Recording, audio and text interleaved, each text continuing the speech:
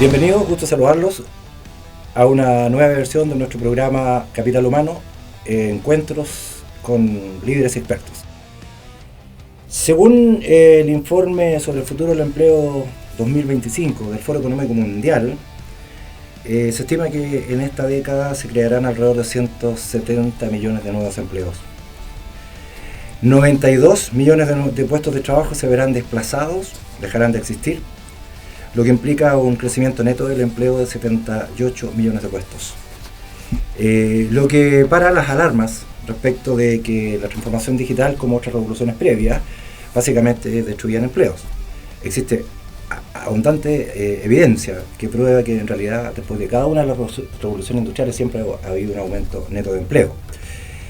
No obstante, en esta ocasión el aumento de empleo no solo se debe a competencias o características de tipo técnico.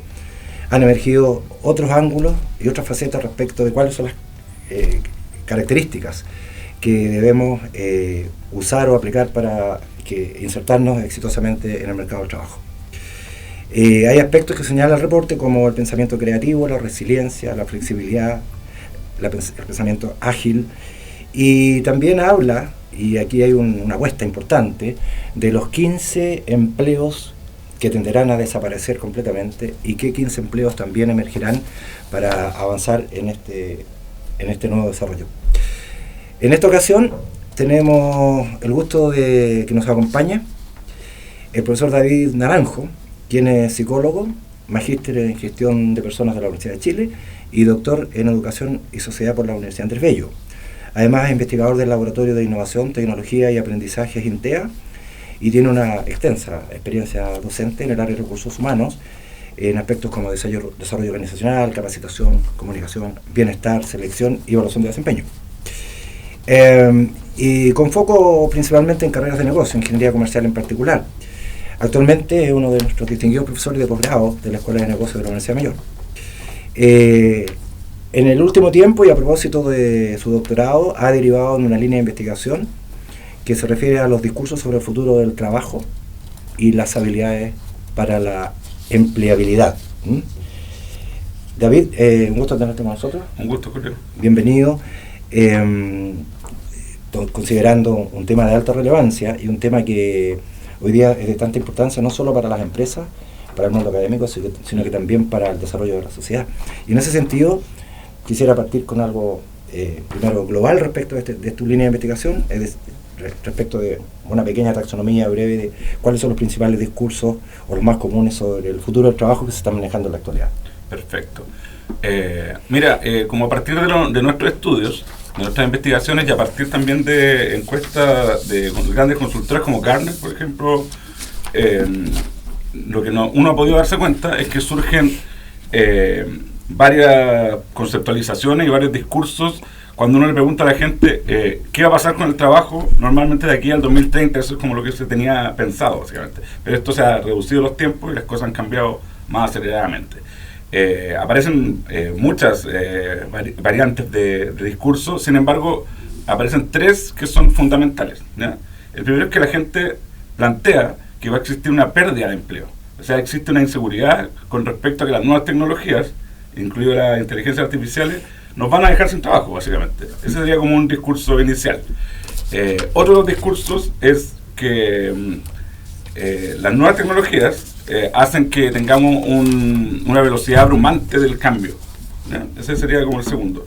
Y el tercer discurso, que es un discurso un poco más optimista, tiene que ver con que parecía ser que el trabajo, nos vamos a reinventar en el trabajo, como que el trabajo no se pierde, sino que hay que reinventarse. Y ahí como que cuando miramos las teorizaciones aparecen como los discursos más apocalípticos y optimistas, podríamos decir, ¿cierto? Esto es que vamos a perder el empleo y la velocidad del cambio es abrumadora, y lo otro es que nos plantean de que parece que el trabajo se va a transformar. Sin embargo, cuando uno mira, como tú bien decías, las revoluciones industriales, siempre, si bien los trabajos cambian, emergen o surgen una gran cantidad de trabajos nuevos, en los cuales vas a tener que ir cambiando tus habilidades porque finalmente tienes que integrarte a un mundo que ha cambiado. Como las revoluciones industriales son principalmente el surgimiento de una tecnología que cambia el mercado, que cambia básicamente la industria. Lo que sucede con eso es que se generan procesos más eficientes y procesos más, podríamos decirlo, como apoyados por las tecnologías. Sí, la misma referencia que tú reiteras, los estudios y las proyecciones del World Economic Forum, que junto con las de Pricewaterhouse o Deloitte u otras que hay también, que se han concentrado más bien en analizar el abanico de competencias tanto técnicas como relacionales. Es una proyección muy seria, digamos, que se van a crear en una década 80 millones de nuevos empleos netos, lo que implica también un desafío para quienes salen del mercado, porque esas personas que salen del mercado tienen dos opciones: o quedan fuera, o se reciclan y se reincorporan y se reinyectan al mercado. Claro.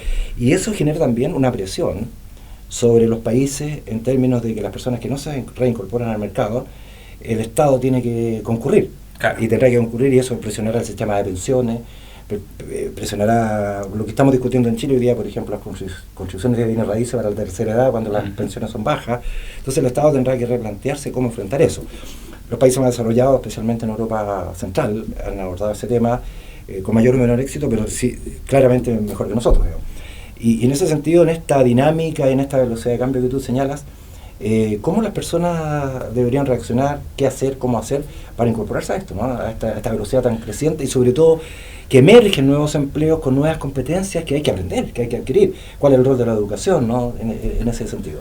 Claro, ahí como tú bien planteas, grandes consultoras que de cierta forma han acertado. Por ejemplo, McKinsey plantea que también de aquí al 2030, porque esos más o menos son los estudios, entre 97 y 375 millones de empleos van a modificarse. Eso no implica que van a desaparecer, pero sí implica que las personas requieren de otras competencias, y nosotros como academia o también los equipos de capacitación de las organizaciones, en el 2015 nos quedamos un poco abajo de esto. Se han hecho estudios que en el 2015 tú podías, por ejemplo, capacitar en Excel, y ese trabajo, o sea, esa capacitación iba a perdurar algo en el tiempo.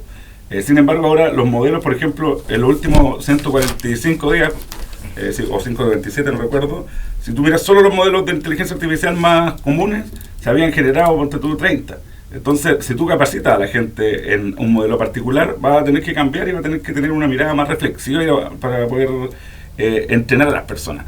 Como te decía, en el 2015 ya sucedió que la capacitación va más lento de lo que va la tecnología. Entonces, lo que hace, por ejemplo, el MIT es capacitar a niños en ocupar, por ejemplo, algoritmos, para que cuando ya entran a la universidad los tengan esas habilidades, ¿no? Entonces parece que capacitar en habilidades digitales implica capacitar en una forma de pensar. Eso es lo que podríamos ver. Y además lo que nosotros tenemos que pensar es que acá surgen tres fenómenos relevantes frente a la velocidad y el cambio tecnológico que estamos teniendo. Es que la gente piensa que van a tener sus trabajos se van a volver obsoletos más rápido a partir de la tecnología, y surgen tres elementos, que uno, la seguridad ontológica de las personas, que parecía ser que para que las personas adquieran nuevas habilidades, y sobre todo en este escenario que se ve bastante, ¿cómo decirlo?, acelerado. La seguridad ontológica es que las personas sean, hoy día no sea tan diferente a mañana. Un claro ejemplo de baja seguridad ontológica, estaríamos hablando, por ejemplo, de la pandemia, en que tú un día básicamente estabas en tu casa y podías salir, al día siguiente no. Esos eventos, cuando tú haces un cambio muy acelerado en las personas tienden a rechazar el cambio y a negarse ante él. Ese es el primer punto. Entonces, la seguridad ontológica, ¿qué sería? Que básicamente las personas prefieren y son más felices y son más proclives al cambio cuando el mundo es más similar cada día, ¿no? El segundo punto que uno debería ver es como la capacidad de agencia. Y cuando tú a las personas no la integras en las cosas, la capacidad de agencia no se construye, que tiene que ver con que lo que tú piensas, haces y actúas tenga que tener una linealidad y que ser consistente. En ese caso es cuando tú no eres capaz de dar el sentido de lo que está ocurriendo con el cambio. Y un tercer punto tiene que ver con los conceptos de pérdida y ganancia. Para las personas y para los humanos, las pérdidas normalmente son más significativas que la ganancia. Imagínate un duelo. Los duelos en general que tenemos por distintos motivos son largos, son complejos, etcétera. Son más significativos que quizás haber ido a un parque y haberlo pasado bien, ¿no?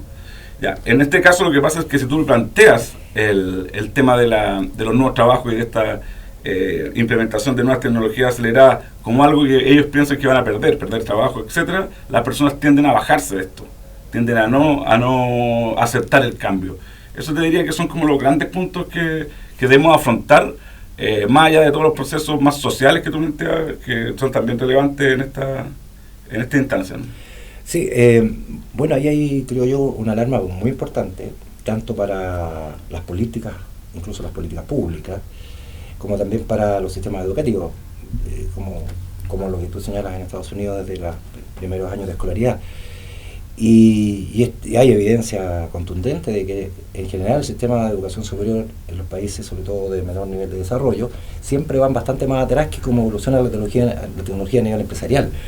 Entonces, ¿cómo crees tú que, por ejemplo, los sistemas de educación deberían reaccionar en tanto cuanto programas de formación o formación complementaria para poder disminuir esa brecha de velocidad y buscar que la brecha temporal que se produce al momento de egresar respecto de la necesidad del mercado sea más pequeña, digamos?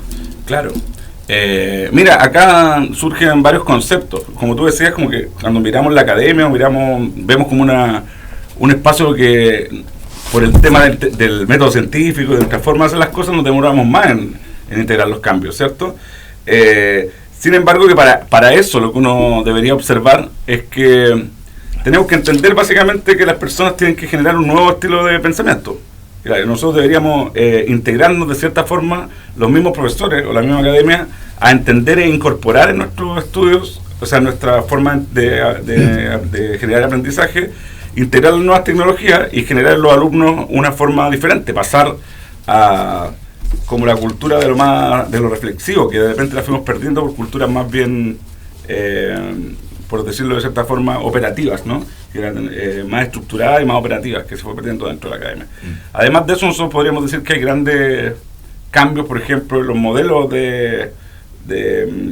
como de capacitación, si se quiere decir de cierta forma, que fuera un poco de la academia, que son estos modelos grandes que habían antes, que eran como ciclos enteros de Chavenato, Ulrich, que han cambiado un poco, que también lo plantea Jack Schwartz en el Foro Económico Mundial, a teorías como de skill, reskill y upskill y reskill, que básicamente terminan diciéndonos que primero tienes que buscar personas que tengan la habilidad más básica, luego tenemos que aumentar esas habilidades y luego tenemos que básicamente generar habilidades nuevas para que las personas puedan modificar su conducta y estar en nuevos puestos. Creo que eso es una clave en la actualidad, ¿cierto? Y eso se acompaña con una concepción que es como la concepción que viene de la informática y del deprecar, y que habla de que las personas, lo que tú aprendiste hoy día, en 5 años más va a valer la mitad. Por lo tanto, tú lo que deberías hacer es deprecar, por ejemplo, cuando tú eliminas un Windows y pones otro Windows en el computador, no se elimina todo el sistema, sino que se instala sobre él. Por eso viene de ahí. Un upgrade. Un upgrade, ¿cierto? Entonces, en este caso, habla de que las personas deberían tener sobre su carrera, que debería ser como la base, un commodity, básicamente, de arriba de esto, ya ir implementando o ir construyendo nuevas bases más especializadas, por decirlo así. Sí, ahí hay un tema bien interesante, porque el tema de skills, y particularmente upskilling, reskilling, que en estos últimos 5 años se ha discutido intensamente. En Chile me ha tocado participar en el Comité del Mercado Laboral del Futuro de AmCham y en la Asociación Latinoamericana de Gerentes y Especialistas de Recursos Humanos en algunos eventos. Y es interesante porque el upskilling, que básicamente significa una agregación, ¿cierto?, de capacidades y competencias nuevas, pero que producen una profundización en la disciplina que la persona tenía de base, eso conduce más rápido a la especialización. Y el reskilling muchas veces es una reorientación desde una disciplina y cambiar un poquito el curso de acción. Y así como uno ve casos de, por ejemplo, científicos que hacen un descubrimiento en un laboratorio y terminan después convirtiéndose en empresarios transformando eso en un producto. Claro. Entonces dejan de lado un poco la ciencia para convertirse en empresarios. Aquí en Chile hace muchos años hubo un caso de un banco extranjero, por ejemplo, que el primer presidente de ese banco cuando llegó a Chile era psicólogo. Claro. Y no era economista. Pero él había tenido una carrera muy exitosa en Estados Unidos, mejorando el clima laboral para ese banco. Entonces consideraron que era importante que el primer presidente más bien tuviera una suerte de competencia para motivar, para que el banco adquiriera cierta velocidad de crucero, en fin. Y después entraron técnicos, en fin. Y eso de alguna manera, cuando tú hablas en tu trabajo, ¿no?, de Future of Work, tomando todo estos escenarios, esta posible interpretación, esta pesimista, muy optimista, si tuviéramos una suerte de pronóstico desde tu punto de vista, ¿hacia dónde iría la brújula, ¿no?, entre estas concepciones extremas, podemos decir, ¿no? Claro, es que, el trabajo que nosotros hicimos en lo que tú mencionas es hablar directamente con las personas de OpenAI en ese minuto. entonces cuando se estaban surgiendo las inteligencias artificiales, y además de eso hicimos estudios básicamente más ampliados. En este caso lo que nos podemos dar cuenta es que se ha estado generando un cambio de paradigma bien interesante, ¿cierto? Y el cambio de paradigma tiene que ver con que pasamos en algún minuto de la cultura del conocimiento, donde una persona, entre más sabía sobre un tema, era más autoridad o le iba mejor diciéndolo en palabras simples. De ahí se salta a la cultura de la información, que es cuando aparecen todas estas revoluciones más comunicacionales, ¿cierto? Facebook, etcétera. Y en este caso lo que pasa es que las personas se dan cuenta que tienen que colocar parte de sí en el rol. O sea, que hacer las cosas no solo implica saber algo, sino que tienes que saber utilizarla, ¿cierto? Por eso esta cultura de la información, porque la información ya la tienes en un bolsillo, en un computador pequeño que es el celular, ¿cierto? Y pero eso también está transitando hacia lo que hablábamos un rato de la cultura de la reflexión. Y la cultura de la reflexión tiene que ver como cuando miramos la escultura del pensador, que básicamente es buscar dentro de nosotros respuestas para los problemas que hay afuera. Y eso es como lo que se está tratando de entender con estas nuevas tecnologías, por ejemplo las inteligencias artificiales, que si bien son un asistente, nunca va a llegar como, por ejemplo, en el ámbito de la educación, a tener los niveles de emocionalidad que requiere la educación, o de creatividad que requiere el desarrollar un nuevo hallazgo, un nuevo descubrimiento. Por eso estamos avanzando esa cultura de la reflexión, ¿no? Sí, estamos conversando con el doctor David Naranjo, doctor en Educación y Sociedad, sobre su línea de investigación sobre los nuevos discursos del mundo del trabajo y las habilidades que deben desarrollarse en este escenario para insertarse exitosamente o para que las empresas puedan incorporar capital humano apropiado para sus realidades y operaciones. Estaba mirando algo de información anteriormente y me encontré con un cuaderno que hizo el CLAPE UC hace unos años atrás, el cuaderno 59, que analizaba el mercado laboral chileno versus la cuarta revolución industrial, pero orientado básicamente primero a la automatización. Y ahí surge dos líneas que me parecen, ¿qué piensas tú? Que son por un lado las habilidades técnicas, que son las que se aprenden en la universidad, en centros de formación, en capacitaciones internas vinculadas a los procesos de la empresa, que es la parte, dijéramos, productiva, ¿no? Cómo alguien aprende a usar una máquina, un equipo para producir algo, cómo se le hace mantenimiento, cómo toma decisiones financieras, en fin. Pero además, como algunos autores mencionan, que denominan habilidades relacionales, que son todas estas cosas de carácter conductual, ¿cierto? Liderazgo, trabajo en equipo, motivación, esto. ¿Cómo debería ser el balance, ¿no?, entre habilidades técnicas y estas habilidades emergentes?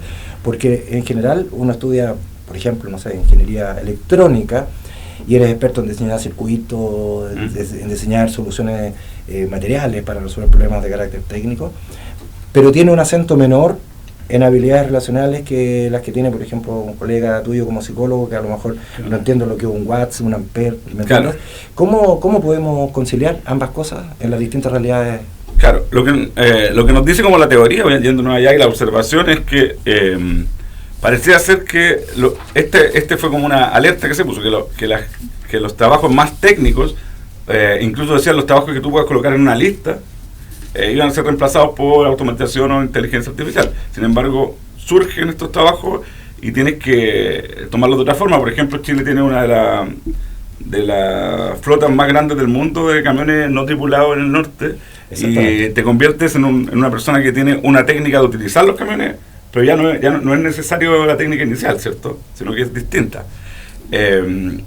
Y a partir de eso nosotros podríamos decir que lo técnico siempre se va a necesitar, pero va a ir cambiando. Sin embargo, las habilidades que más vamos a ir necesitando, porque acuérdate que yo te comentaba que lo que se decía era que si tú los cargos más operativos eran los que iban a desaparecer. Sin embargo, si tú miras lo que ha sucedido, no es así. Existe, por ejemplo, Watson, que una máquina que se instaló en los hospitales públicos en Inglaterra, que puede diagnosticar, o sea que el médico diagnóstico ya podría ser reemplazado por eso, que también es algo técnico. Y Watson también puede ser Watson legal. Incluso hay hasta cirugía robótica en este minuto. Exacto. Entonces lo que nosotros deberíamos ver es que la técnica va, como habíamos dicho, vamos a tener que ir cambiando nuestra forma de ver la técnica, que sí es importante, a través de estos asistentes que vamos a ir teniendo, que son las automatizaciones y en la inteligencia artificial. Y lo que podemos darnos cuenta o mirar es que hemos pasado de competencias altamente repetitivas a competencias más reflexivas, y eso sí ha sucedido. Eso sí ha sucedido en la actualidad, es como el cambio que se ha tenido a nivel de competencia, desde lo más repetitivo a lo más reflexivo. Eso. Claro, fíjate que en el documento del CLAPES-UC hay un análisis que se hace con un estudio de sociología con la OCDE, y entonces se enumera una serie de competencias para el ámbito del management, digamos, que parten de dos ideas que al leer la primera lectura cuesta entenderlo un poco, porque resolución de problemas complejos, resolución de problemas simples. Resolución de problemas complejos, ¿no? Hoy día yo le digo a la inteligencia artificial, dígame cuáles son los 10 papers más nuevos respecto de tal tema, me busca en el metaverso y me muestra, usando la data, la fecha, y me puede mostrar algo. Después, otra cosa es algo que podemos discutir respecto de el grado de veracidad que tiene aquello, ¿no? Que claro, es el pensamiento crítico muy importante para no usar el dato que... Efectivamente. Nosotros hicimos un piloto hace 2 años con estudiantes, con un paper que habíamos publicado con un profesor, que nosotros conocíamos todo el trayecto, la ruta y cómo se había comportado, y le encargamos de manera ciega que investigara sobre el nombre del tema y la bajada que habíamos hecho, y entregaron todo su informe. Y uno leía y en realidad no correspondía realmente a lo que nosotros habíamos hecho. Después puntuamos eso y obtuvimos que el 74% de la respuesta de la inteligencia artificial a ese trabajo era falsa. Es decir, ¿cómo hacemos que los estudiantes, que en un principio en la universidad se ha visto, y en todo el sistema, que se pusieron muy contentos porque era una herramienta para que la inteligencia le redactara un artículo de 5 páginas para entregar al profesor, claro, o eventualmente, aunque hay inapropiado, para copiar. Claro. Entonces escuchaban la respuesta y la copiaban, sin preguntar si era veraz ese dato o no. Claro, que se llaman las alucinaciones. ¿Te fijas? Entonces, ¿cómo podemos saltar de un uso, podríamos decir, que limita, fronterizo con ciertos niveles éticos, ¿no? O incluso con el convencimiento, el amor al conocimiento verdadero, digamos, para cambiar esa conducta y efectivamente convertir a la inteligencia artificial en una herramienta que permita facilitarnos el trabajo de manejo de gigantescos volúmenes de datos, en fin.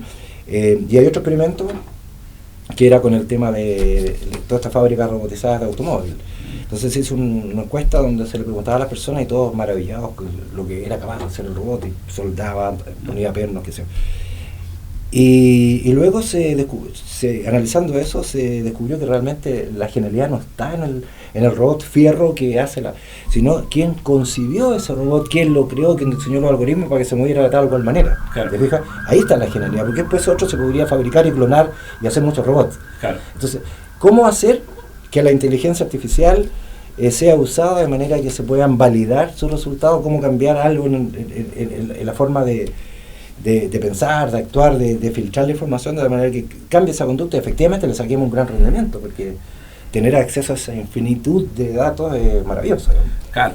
Acá hay que pensar como lo que ha pasado siempre. Siempre las grandes nuevas tecnologías se plantean como que van a ser un gran aliado de la educación. Cuando se creó la radio, la televisión, etcétera, o los computadores también, y no terminan siendo tan cierto eso, ¿cierto?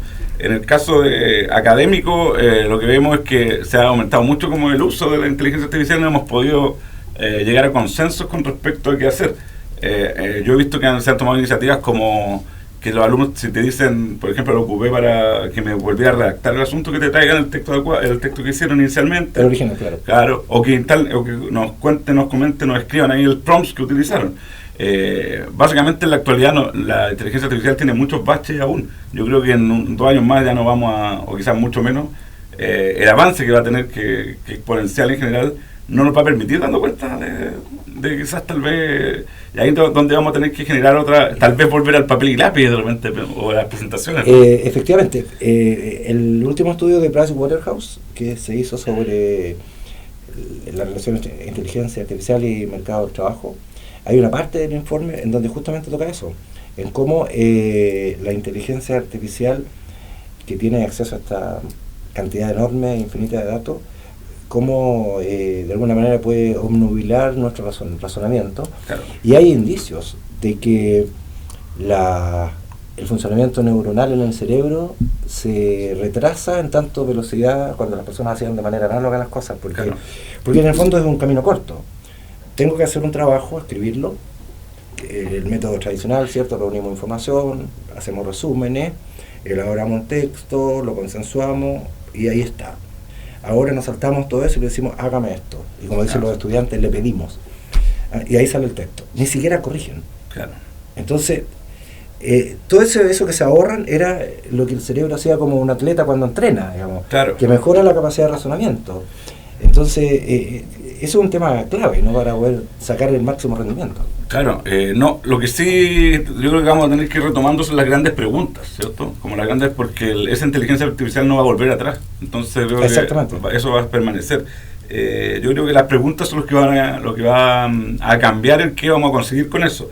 Y como te decía, yo creo que en la academia vamos a tener que volver a lo que estábamos dejando un poco de ocupar, que es como papel y lápiz o presentaciones, que son un poco más engorrosos, pero te aseguran de que las personas hicieron o aprendieron o saben de lo que están hablando. Todavía no lo tenemos muy bien resuelto, creo, como académicamente ese tema. Sí, mira, yo hace poco conversé con unas personas que están vinculadas al MIT, ¿ya? Y incluso las carreras clásicas de ingeniería o de ciencia están volviendo a pedir trabajos manuscritos. Claro. Manuscritos y con ciertos requerimientos. El margen, que la línea sea derecha, que los cuadros sean hechos con una regla, mano, obligándolos a, digamos, retomar algunas herramientas analógicas que durante todo ese ejercicio el cerebro tuviera que ir conectando cosas, de manera que no dejárselo solo a alguien que le dibuje el borrador y que después lo copien igual. Y han mostrado resultados bien interesantes en el sentido de que se han notado en las evaluaciones, han hecho ciertas preguntas clave, de que efectivamente la calidad de la respuesta ha tenido pequeñas mejorías que dan un buen síntoma, digamos, claro, de que podría efectivamente buscarse una metodología o enfrentar esto de alguna manera que permita efectivamente, porque esto es como cuando uno iba a una biblioteca gigantesca, la Biblioteca Nacional, y tú pedías 3, 4 libros, los abrías, qué sé yo, o la Biblioteca del Congreso en Estados Unidos gigantesca, pero hacías todo ese trabajo. Ahora es la misma Biblioteca Universal, digamos, en digital, que un software te lo busca, pero que no hace todo este camino, ¿no? Claro. Y ahí es donde se produce una especie de depreciación del desarrollo, de la capacidad de razonar. Todo en inmediatez, ¿no? En inmediatez, más que en este proceso reflexivo que hemos tenido, los que no convivimos con la inteligencia artificial en la universidad. Exacto. David, y como para ir haciendo una especie de remate de esto, habiendo visto estos diferentes ángulos, ¿cuáles tú crees que son, si pudiéramos hacer una suerte de breve lista de supermercado, ¿no? 3, 4 principales competencias no técnicas, claro, que deberíamos incentivar en el futuro en términos transversales, digamos, independiente de las profesiones, ¿no? Para que las personas pudieran, digamos, aumentar sus probabilidades de insertarse exitosamente. Claro. Mara Swan plantea también en el Foro Económico Mundial este tema y plantea que hay 3 competencias que van a ser fundamentales y vamos a tener que tenerlas sí o sí, ¿no? Y una de ellas, ella le llama el learnability, que es como el aprender y seguir aprendiendo, y esta competencia de querer seguir aprendiendo y de tener la habilidad de seguir aprendiendo siempre. ¿Por qué? Porque ella plantea que lo que sabes hoy, en 5 años va a valer la mitad, entonces tienes que seguir aprendiendo. La otra es la adaptabilidad, porque el cambio ya llegó, y en toda la historia de cuando la tecnología siempre ha sido vertiginosa. Entonces tienes que estar adaptado, que los problemas que vamos a tener ahora son problemas nuevos. Y lo último que te diría, así como para terminar, son las habilidades digitales, sí o sí. O sea, ya no es un tema que no puedes tener, es algo que tienes que meter. Entonces lo resumiría en esos 3 puntos que plantea Mara Swan, que es como learnability, adaptabilidad y habilidades digitales. Creo que eso es una buena conclusión. Perfecto. Bueno, a nombre de la Universidad Mayor y de la Escuela de Negocios, agradecemos que nos haya regalado parte de este tiempo. Todos tenemos muchas ocupaciones y conversar sobre estos temas que están tan necesarios en la actualidad, ¿no? De modo que en una próxima oportunidad, seguramente ante otros temas, te invitaremos también. Encantado, no hay ningún problema. Perfecto. Y ustedes que nos estuvieron acompañando, los invitamos a una nueva versión del programa Capital Humano, conversaciones con expertos y líderes, hablando de otros temas de interés respecto de el desarrollo del trabajo, el mundo del futuro, la tecnología, En fin, y los esperamos en una próxima oportunidad. Muchas gracias.